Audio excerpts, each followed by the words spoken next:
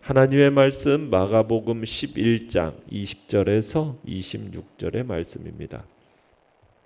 마가복음 11장 20절에서 26절의 말씀 우리 한 목소리로 같이 읽도록 하겠습니다. 시작.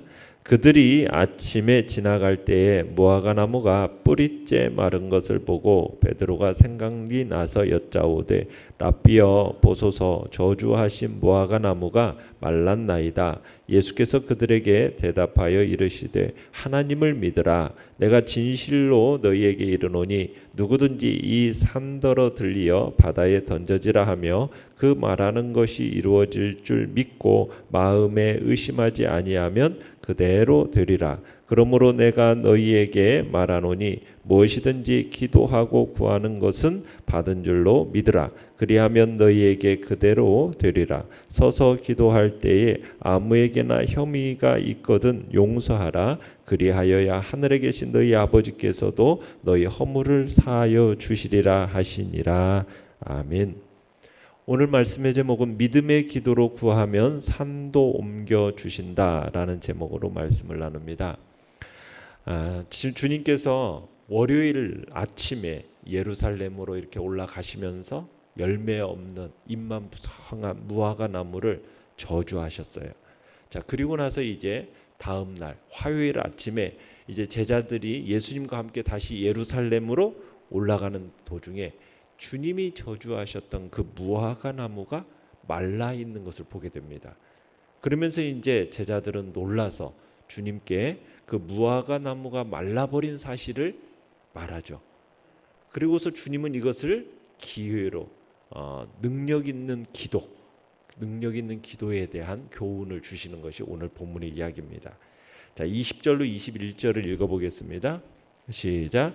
그들이 아침에 지나갈 때에 무화과 나무가 뿌리째 마른 것을 보고 베드로가 생각이 나서 여짜오되 랍비여 보소서 저주하신 무화과 나무가 말랐나이다. 그러니까 전날 성전 정화 사건이 있었죠. 그 있었던 월요일, 그 월요일에 주님이 무화과 나무를 저주하셨어요. 근데 그 저주하신 무화과 나무가 보니까 어떻게 되어 있는 겁니까? 말라 있는 거예요. 그 제자들이 발견한 거죠. 근데 어디째 말라 있었어요? 그 무화과 나무가 뿌리째 말라 있었어요. 뿌리째 말라 있었다는 얘기는 무슨 얘기겠습니까? 더 이상 이 나무는 회생할 수 없는 상태가 되었다. 그 얘기를 하는 거죠. 그러니까 식물의 생명이라는 것은 뭐 잎사귀가 말랐다든지, 그리고 뭐 열매가 없다든지, 이것은 그렇게 나무에 죽었다 말하지 않잖아요. 뭐가 말라버린 것이 뿌리에 식물이 생명이 있는 거 아니겠습니까? 그러니까 식물에 뿌리가 살아 있으면 언제든지 다시 회생할 가능성이 있지만 뿌리가 말라버리면 이것은 도무지 회생할 가능성이 없는 거잖아요. 그런데 오늘 지금 무화과 나무를 향해 저주하신 예수님께서 그 무화과 나무가 뿌리째 말라버린 겁니다. 그래서 베드로가 예수님께 무화과를 향해서 저주하셨던 것을 기억하면서 예수님께 무화과 나무가 말랐습니다. 이렇게 지금 이렇게 말을 하고 있는 겁니다. 자, 그러니까 내용과 문제 1번을 보시면 예수님께서는 무화과 나무가 뿌리째 마르는 것을 전하는 베드로에게 어떤 말씀을 하십니까? 자, 22절, 23절을 읽어보겠습니다. 시작. 예수께서 그들에게 대답하여 이르시되 하나님을 믿으라. 내가 진실로 너희에게 이르노니 누구든지 이 산더러 들리어 바다에 던져지라 하며 그 말하는 것이 이루어질 줄 믿고 마음에 의심하지 아니하면 그대로 되리라. 자, 베드로에게 지금 예수님께서 어떤 말씀을 하고 계세요? 하나님을 믿으라. 자, 하나님을 믿으라 하면서 믿음에 대해서 말씀을 하십니다. 그러면서 23절에 믿음 안에서 구하면은 하나님께서 그 산을 들어 올리시고 또 바다에 던지우신다. 이렇게 말씀을 하세요. 그러니까 이 말을 문자적으로만 해석한다면은 거대한 그 감람산 전체가 갑자기 공중으로 들어 올려져서 사해 바다에 던져지는 이것을 의미하는 거죠. 자, 그런데 여기서 산을 옮긴다라는 표현은요, 이 당시 유대 사회에서 심히 어려운 일, 불가능한 일, 이것을 가리킬 때 쓰였던 격언이 바로 이 산을 옮긴다라는 표현입니다. 그러니까 예수님께서 이 격언, 이 비유를 들어서 하나님의 뜻 안에서 믿음으로 의심 없이 기도하는 사람에게는 뭐가 없다? 불가능한 일이 없다. 이것을 지금 말씀하고 계시는 거예요. 믿음으로 의심 없이 기도하면 뭐가 없다? 불가능한 일이 없다. 지금 이 이야기를 지금 말씀하고 계시는 겁니다. 자, 내용 관찰 문제 2번을 보시면, 자, 예수님께서는 어떤 마음으로 기도해야 한다라고 말씀하십니까? 자, 24절 읽어봅니다. 시작. 그러므로 내가 너희에게 말하노니 무엇이든지 기도하고 구하는 것은 받은 줄로 믿으라. 그리하면 너희에게 그대로 되리라. 자, 여기서 어떤 마음으로 기도해야 된다고요? 무엇이든지 기도하고 구하는 것은 어떤 받은 줄로 믿는 마음. 기도하는 자는 이미 받았다. 이걸 계속해서 믿어야 한다라는 거예요. 이미 받았다. 그러니까 이 기도하는 사람은 하나님의 그 능력, 하나님의 신실하심, 이것을 확실하게 믿고 하나님께서 반드시 그 간구를 들어주실 줄 믿으라는 거죠. 이미 받은 것으로 믿으라는 거예요. 이미 받은 것으로. 그러니까 아무 염려도 하지 말고 오직 감사함으로 하나님께 계속 기도해야 함을 강조하고 있는 겁니다. 그러니까 현재 내 눈앞에 아무것도 이루어진 것이 없는 것처럼 보일지라도 계속해서 어떻게 해요? 믿음으로, 받은 줄로 믿음으로 구하라는 거예요. 왜요? 하나님은 언제나 우리에게 좋은 것으로 주시는 분이라는 믿음이 있기 때문에 우리가 구한 것을 항상 좋은 것으로, 내가 생각하는 것보다 어떻게 더 높은 것으로, 더 좋은 것으로, 내 생각을 뛰어넘어서 하나님은 우리에게 가장 좋은 것으로 주시는 아버지시라는 그 믿음이 있기 때문에, 채워주시는 분이라는 믿음이 있기 때문에, 그래서 내가 무엇을 구하든지 내가 어떻게 이미 받은 것으로 믿고 구해야 됨을 지금 우리 주님은 말씀하고 계시는 겁니다. 자, 그러면서 25절 읽어보겠습니다. 시작. 서서 기도할 때에 아무에게나 혐의가 있거든 용서하라. 그리하여야 하늘에 계신 너희 아버지께서도 너희 허물을 사하여 주시리라 하시니라. 자, 여기서 서서 기도할 때라는 표현을 쓰고 있는데, 이것은 단순히 서서 기도할 때라는 말을 가리키는 게 아니라 예수님 당시에는요, 서서 기도하는 것이 일반적인 기도의 형태였습니다. 오늘날은 이렇게 앉아서 기도하든지 무릎 꿇고 기도하든지 이렇게 기도를 하지만, 이 당시 예수님 당시에는 서서 기도하는 것이 일반 기도의 형태였거든요.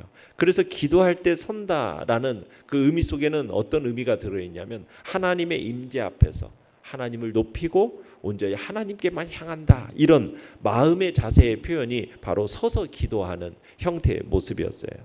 자, 그러면서 이제 무슨 얘기를 하냐면 죄에 대한 이야기를 하는 겁니다. 죄. 인간은 죄를 지음으로 인해서 하나님과의 관계가 파괴가 되었어요. 그죠? 하나님과의 관계가 단절이 되었습니다. 죄가. 그런데 하나님은 그 죄를 어떻게 해주심으로? 용서하심으로 말미암아 그 관계를 회복시키셨죠. 단절된 관계를 다시 회복시키신 거예요. 이게 우리 기독교 복음의 핵심이지 않습니까? 그러니까 용서라는 것이 우리 인간의 죄악된 행위에 직면해 있는, 어떻게 보면 하나님의 자비로운 행위죠. 이게 어떻게 해서 이루어지게 됐어요? 예수 그리스도의 대속의 사역의 근거에서 우리의 모든 죄가 용서받게 되어지면서 우리의 지금까지 저질렀던 모든 죄를 이제는 하나님이 어떻게 하세요? 묻지 않으실 뿐만 아니라 기억하지도 않으시고 그 죄인을 받아들이심으로 말미암아 우리의 모든 죄와 허물에서 우리를 용서하시는, 구원 얻게 하시는 그런 역사로 말미암아 우리가 하나님의 사랑 안에서 이 공동체가 세워진 거 아닙니까? 이렇게 세워진 공동체, 이 공동체가 바로 하나님을 믿는 믿음 안에서 이런 용서가 이루어졌으니 이 용서를 받은 우리는 어떤 삶을 살아야 된다는 얘기입니까? 이제 용서를 함으로써 인간 간의 서로의 용서가 화해가 전제되어지는 그런 기도가 이루어져야 됨을 얘기하고 있는 겁니다. 그러니까 기도의 응답이라는 것은 하나님과의 소통이잖아요. 그죠? 기도라는 것은 하나님과의 소통이고 우리가 하나님과 단절된 그 관계가 어떻게 되므로 죄가 용서되어짐으로 말미암아 하나님과의 관계가 이제 단절된 관계가 회복이 되어지면서 소통이 이루어지게 되었는데 그러면서 또 무엇을 얘기하는 겁니까? 사람들과의 그 관계, 이웃과의 화목을 도모하는 것. 이게 급선무라고 주님은 가르치고 계시는 겁니다. 이런 가르침은 다른 데서도 계속해서 나타나고 있죠. 예수님께서 제물을 바치기 전에 뭐부터 하라고 그래요? 먼저 형제와 마음에 안 좋은 일이 있으면 그걸 어떻게 하라고? 먼저 풀고 나서, 그죠? 화목하고 나서 그 다음에 와서 제물을 드릴 것을 가르치셨잖아요. 또 죄의 용서를 받기 위해서는 주기도문에서 뭐라고 해요? 우리가 주기도문 할 때마다 먼저 다른 사람의 죄를 용서한 것 같이 우리의 죄를 용서해 주시옵소서. 이렇게 주기도문으로 우리에게 가르치고 있지 않습니까? 그러니까 오늘 본문에서도 그런 거예요. 이웃과 화목하는 중에 드리는 기도가 응답되는 거다. 우리에게 어떤 문제가 있어서 지금 하나님께 기도를 아뢰고 있는데 먼저 우리에게 있어서 문제가 어떤 문제가 있는가 없는가 한번 살펴보라는 거예요. 문제가 있다면 먼저 용서를 통해서 상대방과의 관계를 회복해 내야 되는 거죠. 그 회복해 내어진 그 관계 속에서 무슨 일이 있다? 하나님 앞에서 우리의 허물을 용서해 주실 것을 기도하고 그 기도가 응답받는 기도가 됨을 얘기하고 있는 거예요. 그럴 때 우리의 문제가 자연스럽게 해결될 것을 지금 말씀하고 있는 본문인 겁니다.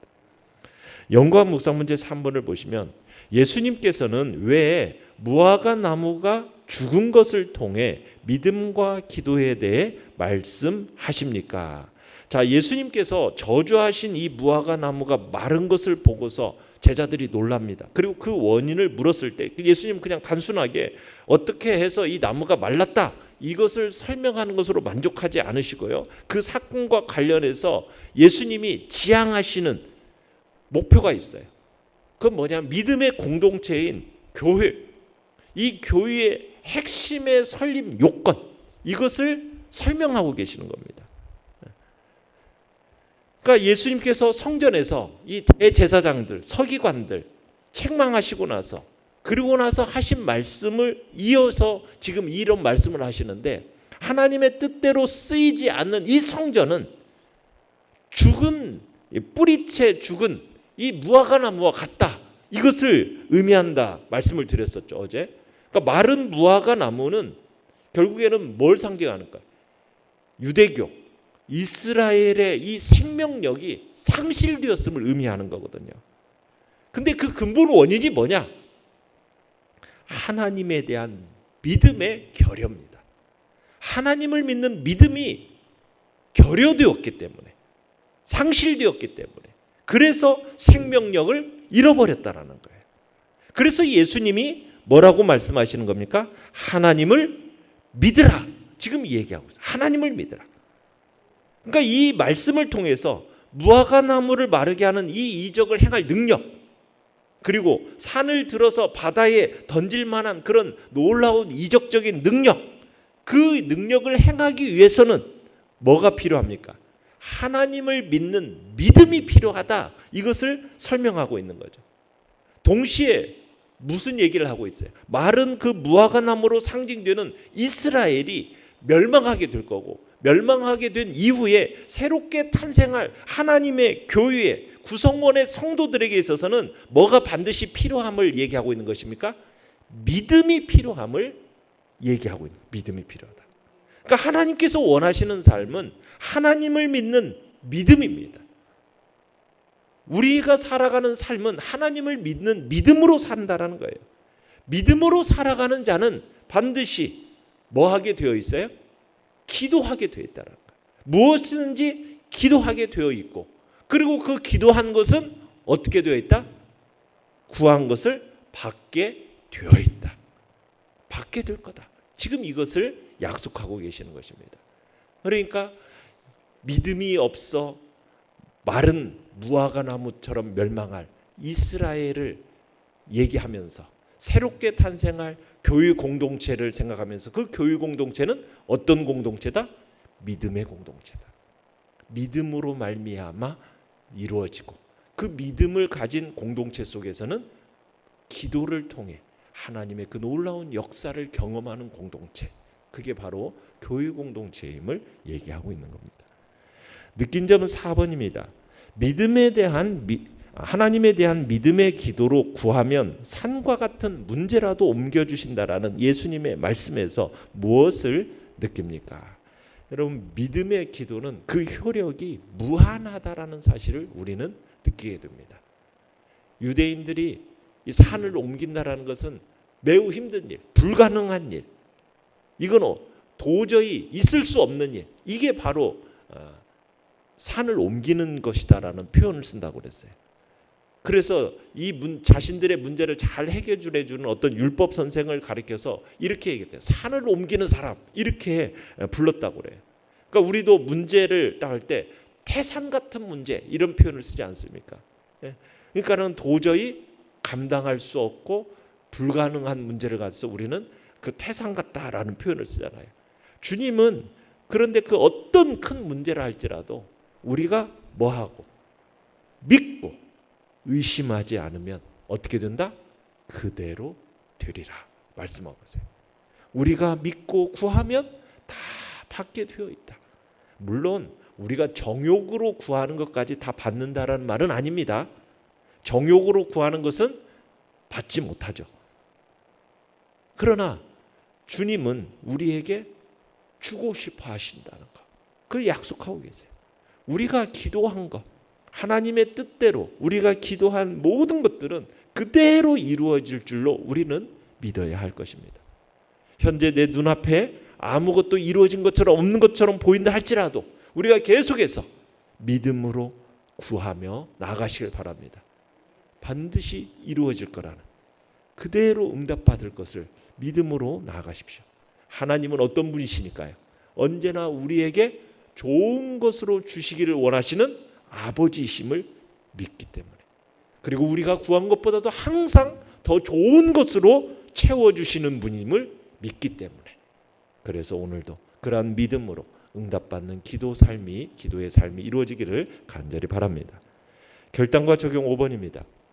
내가 기도의 권세와 권능을 믿지 못하고 의심했던 적은 언제입니까? 내 경험과 판단을 뛰어넘는 믿음으로 하나님께 기도해 응답받는 삶을 살기 위해 무엇을 실천하겠습니까? 오늘도 믿음, 하나님에 대한 믿음이 우리에게 필요함을 다시 한번 마음속에 새깁니다.